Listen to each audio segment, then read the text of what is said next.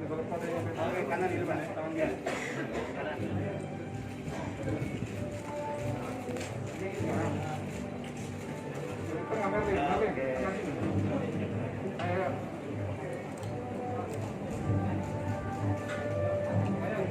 Negara harus berpihak kepada PMI. Nah ini yang kita inisiasi melalui diskusi pada kesempatan pagi hari ini. Termasuk juga membenahi berbagai regulasi yang mungkin menghambat. Sudah pasti ya, sudah pasti. Ya kemarin misalnya tadi malam saya terima jam 8 3 PMI yang kita pulangkan dari Roma, Itali. Ya setelah tanggal 17 minggu depan kita bawa 3 ABK ini untuk ke Barreskrim melaporkan kasusnya.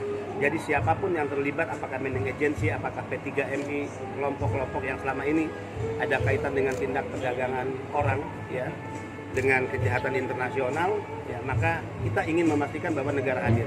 Negara tidak boleh kalah, ya, melawan segala bentuk kejahatan. Yang ini merupakan bisnis kotor.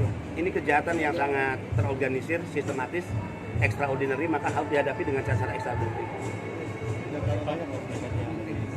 Yang pasti 415 kasus pengaduan ABK sudah kita serahkan ke Barreskrim.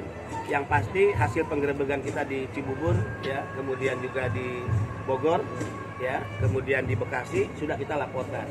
Yang pasti ABK yang kembali karena proses pemulangan yang diadvokasi oleh BP2MI, termasuk yang tadi malam 3 orang, itu juga sudah kita laporkan.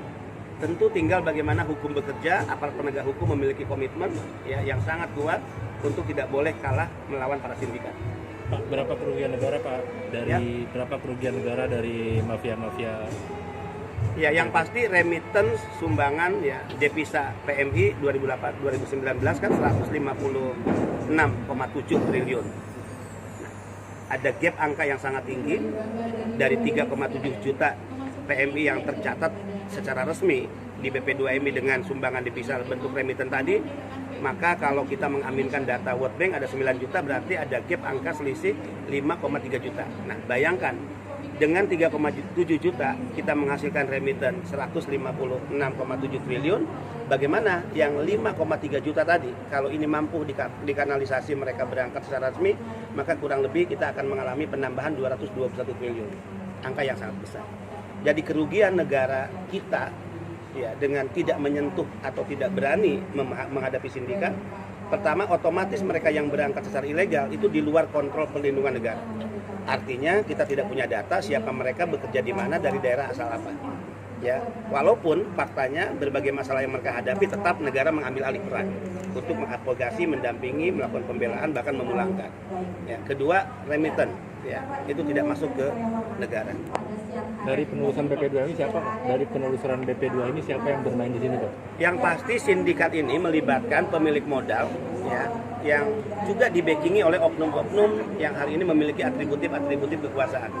Saya tidak pernah bisa basa-basi. Oknum TNI terlibat, oknum Polri terlibat, oknum imigrasi terlibat, oknum Naker juga mungkin terlibat, bahkan oknum yang ada di badan yang saya pimpin. Ya, ini yang harus kita perangi bersama dan kita harus menjadikan mereka common enemy. Mereka pengkhianat Republik, mereka pengkhianat Merah Putih. Sudah koordinasi Pak dengan pimpinan-pimpinan? Sudah. Intinya yang dilakukan oleh mereka ini kan oknum, tidak mengatasnamakan institusi. Kita percaya institusi kenegaraan kita masih berbicara dan orientasi Merah Putih Republik.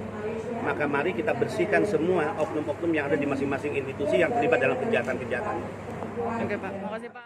Terima kasih sudah nonton. Jangan lupa like, subscribe, dan share ya.